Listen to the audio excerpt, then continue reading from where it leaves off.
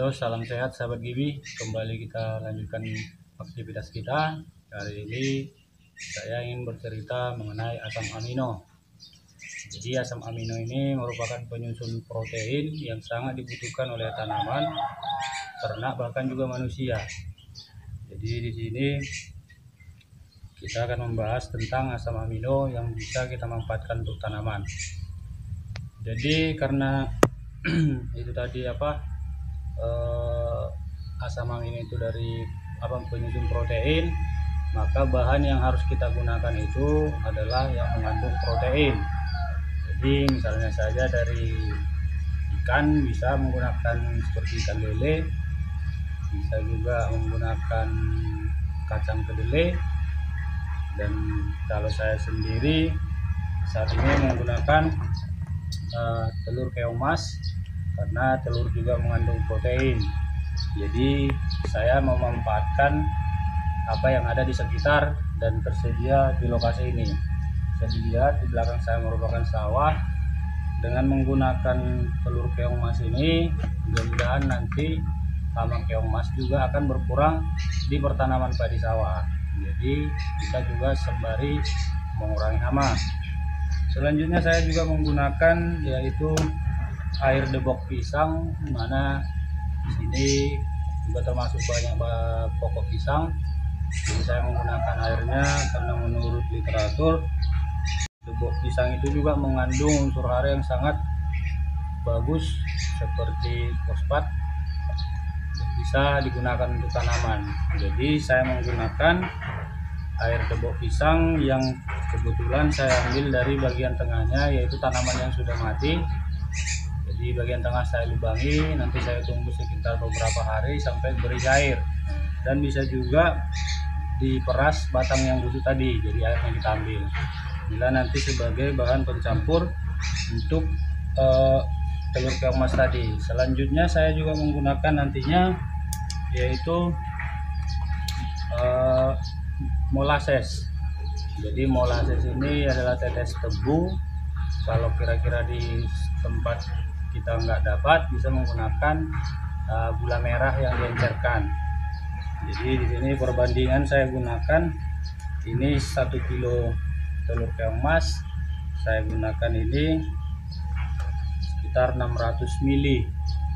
Selanjutnya ini juga 1 liter, 1:1 dengan keong mas tadi. Selanjutnya saya juga menggunakan aktivator, yaitu bisa menggunakan mol. Ini kebutuhan mol itu mikroorganisme lokal, ataupun yang dijual bisa menggunakan seperti M4, jadi sebagai aktivator sehingga reaksinya lebih cepat.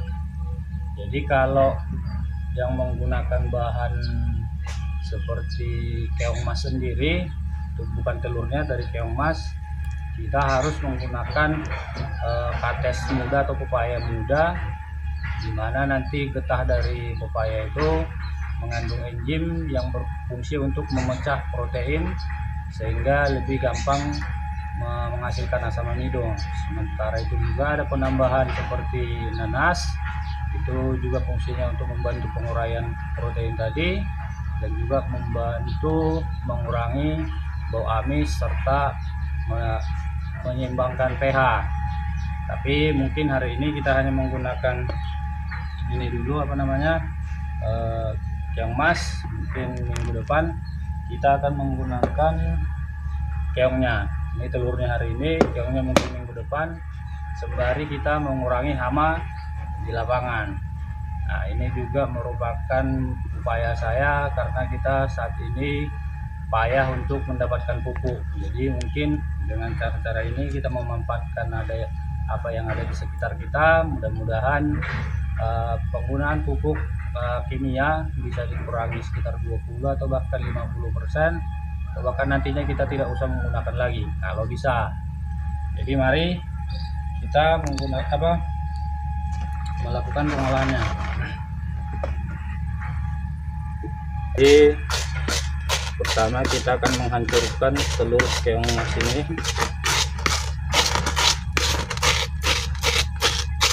Bisa juga menggunakan blender supaya cepat.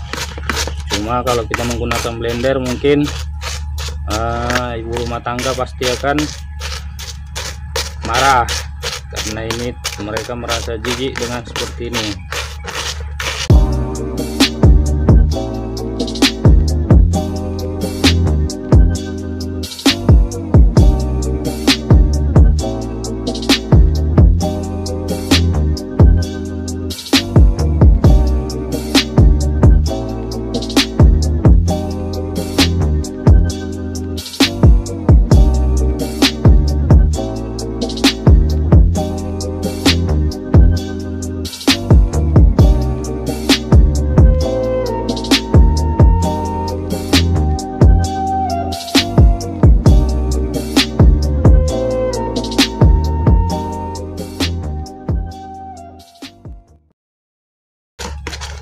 Jadi ini sudah hancur, mungkin sudah 90%.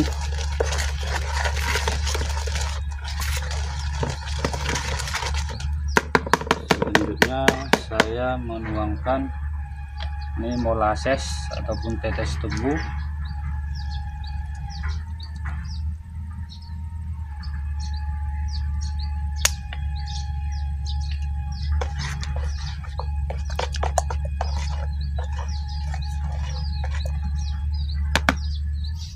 Selanjutnya di sini ini tadi air debok pisang.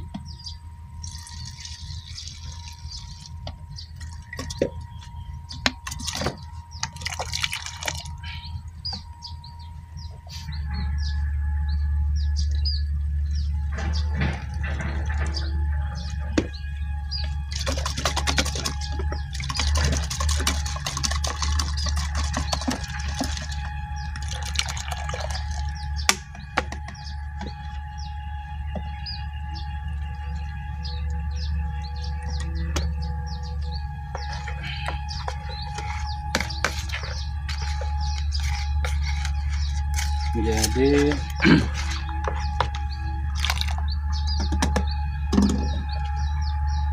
ini bisa kita peras ini air debok pisang tadi.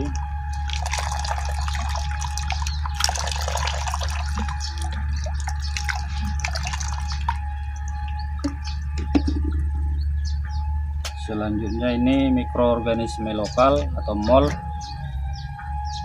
ini sebagai aktivator.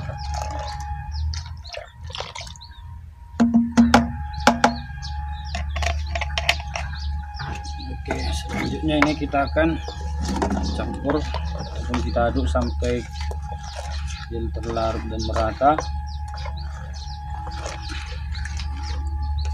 Jadi asam amino ini tadi sudah sebagai pengganti dari NPK. Jadi banyak yang mengatakan sebagai pupuk tambahan, tapi kalau dari fungsinya sebetulnya sudah menjadi pengganti dari NPK itu sendiri. Karena sejatinya NPK yang kita berikan kepada tanaman, kita taburkan ke tanaman misalnya, itu hanya sebagai katalis untuk proses pembentukan asam amino. Misalnya seperti kita memakan nasi kita makan dicerna, yang dihasilkan adalah karbohidrat, dan karbohidrat tadilah yang akan dimanfaatkan oleh tubuh kita. Demikian juga ini tadi NPK. Jadi NPK itu sebagai katalis, setelah diproses ataupun digunakan ke tanaman, yang dihasilkan itu adalah asam amino, dan itulah yang digunakan oleh tanaman. Jadi kalau untuk manfaat ataupun kegunaan dari asam amino itu nanti bisa dilihat dari tabel yang akan kita bagikan. Selanjutnya ini bahan kira-kira sudah tercampur merata, kita akan mengisi ke botol ini. Selanjutnya di botol ini kita akan simpan jauh dari sinar matahari. Jadi usahakan juga nanti di penyimpanan, karena dia secara aerob anaerob, artinya kita secara tertutup, udara luar tidak boleh masuk, dan biasanya akan menghasilkan gas. Upayakan setiap hari bisa ditekan botolnya, jika keras bisa dilonggarkan tutup sehingga gas tadi keluar. Setelah gas keluar, rapatkan lagi. Jadi nanti untuk penggunaannya itu tandanya setelah gas itu tadi habis, tidak lagi padat, tidak menghasilkan gas, asam amino tadi sudah bisa diaplikasikan ke tanaman. Jadi kalau saya sendiri biasa 1:100. Jadi misalnya nanti untuk tangki 10 liter mungkin 1/100 dari 10 liter lah yang akan kita gunakan bahan ini nanti setelah jadi. Baik.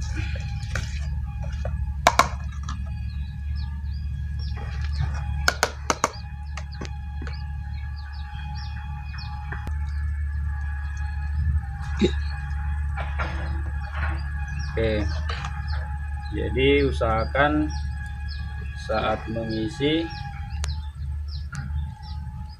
kita sediakan rongga untuk udara, jangan diisi sampai penuh. Jadi nanti gas yang dihasilkan mungkin bisa tertahan di rongga antara tutup dan bahan ini sampai kita renggangkan tutup dan gasnya keluar.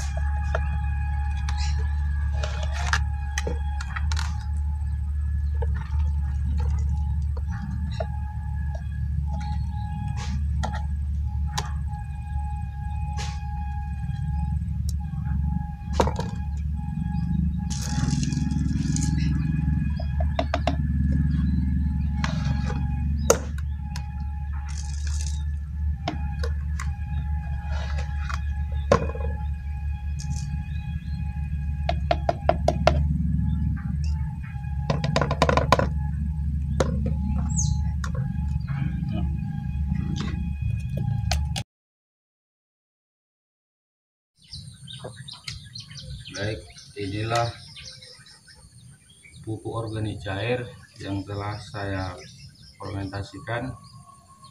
Jadi isi dari suatu bahan itu bereaksi atau aktif, biasanya dia menghasilkan gas. Jadi di sini saya ingin mencoba. Di sini bisa dilihat botolnya sudah hampir gembung. Jadi bisa kita saksikan sendiri atau kita dengar gas yang dihasilkan.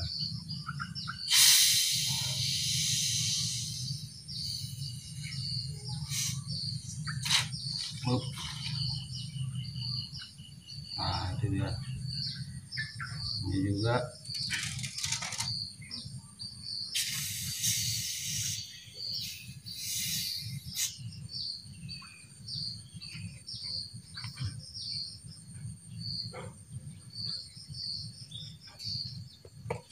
ini mungkin lebih jelas, botolnya transparan.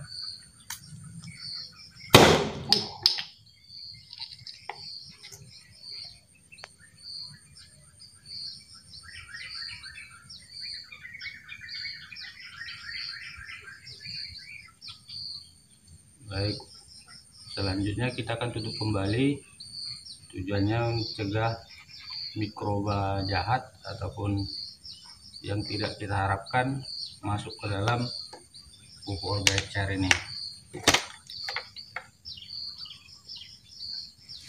Habis. Cut.